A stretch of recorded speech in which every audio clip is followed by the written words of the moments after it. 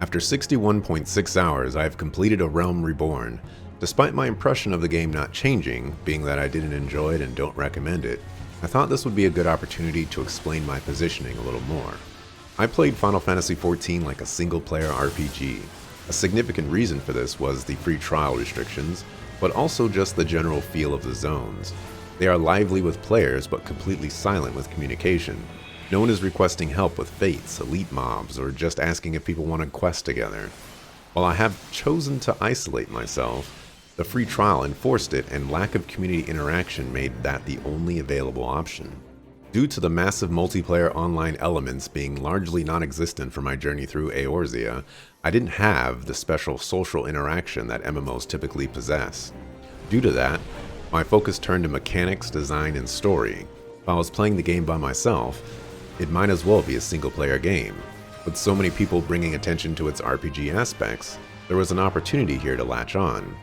Mechanically speaking, I'm not bothered by what the game is trying to do. The 2.5 second global cooldown isn't that big of a deal for me, but it does contribute to my disinterest.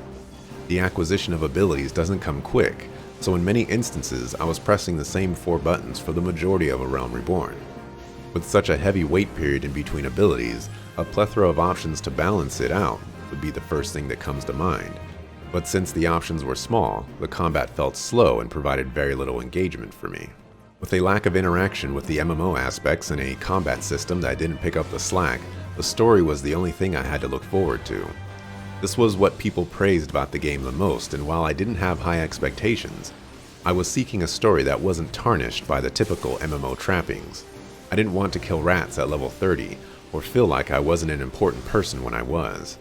I didn't want to uncover a huge plot development only to pretend nothing happened on the next quest. The story does fall into the trappings though. It's paced poorly. The game makes an effort to have a separate main story quest that is completely isolated from the other quests in the game, with a couple of exceptions of a few blue quests. That being said, they don't treat each quest with the same level of importance. There's a plethora of side quests to go kill silly monsters, but in the main story, I want to progress, interact, and develop the plot. Instead, when there's a development, it's addressed, and I'm sent to do silly stuff that just doesn't matter. Additionally, the characters of the game aren't given enough time to develop. I've gone on missions with several of my allies, but they don't participate. They make excuses why they can't join me and then show up after I've done all the work. I'm supposed to believe they are formidable people, but I don't get to come to that conclusion on my own. We are supposed to work together and share information, but when they learn things, they keep it from me. When I learn things, I relinquish it with no spare detail. I've done more secretary work than Tataru has. I've done more research than Urianger has. And I've killed more people than Thancred, Yida, and Papalimo combined. And despite being the chosen one, I'm given more respect in words than action. And don't even get me started on what Minfilia's job even is.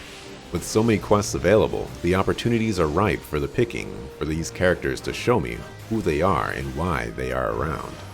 The villains in A Realm Reborn could arguably be considered in a worse off spot than the allies. We as players of the game see many villain scenes that illustrate how villainous and mysterious they are. However, the scenes the character sees are few and far between, and in addition to that, incredibly cryptic for pretty much the entire game. I want to interact with the villains like I do my allies. I want to know what they are doing, why they are doing it, and how formidable they are through interactions with them. I want to fight them, surprise them, and suffer from them. Yet the silent protagonist, the bane of my existence, hurts me the most. It's very clear that they leverage this in the story to their benefit. There is so much distance between the main character and the world they interact with. The character is there, influencing the outcomes of events, but is not participating in the politics, diplomacy, and intrigue that set up those moments and bring them to their conclusion. I have a seat at the table, but I'm not allowed to talk, so to speak. That may be what makes the silent protagonist in Final Fantasy XIV so unenjoyable for me. I like characters that immerse themselves in powerful talking moments and create memorable scenes out of them. I like it when, in a meeting with powerful leadership, my character speaks out in disgust or approval. I want my character to develop a plan and execute it. I want my character to feel less like an employee and more like a contributing member of the team, whose feedback everyone values. But I understand why, as an MMO, this choice was made. I just want my character to be more than stoic head nods is all. The last thing I'll address is World of Warcraft. While I have made a concerted effort to not compare Final Fantasy XIV to it, I have had my expectations of what MMOs do set by it. When I think of the customizability that World of Warcraft has, I want to bring that over to my Final Fantasy XIV experience. My inability to do so has caused me to readjust habits I've made, and some of those are painful ones to relearn.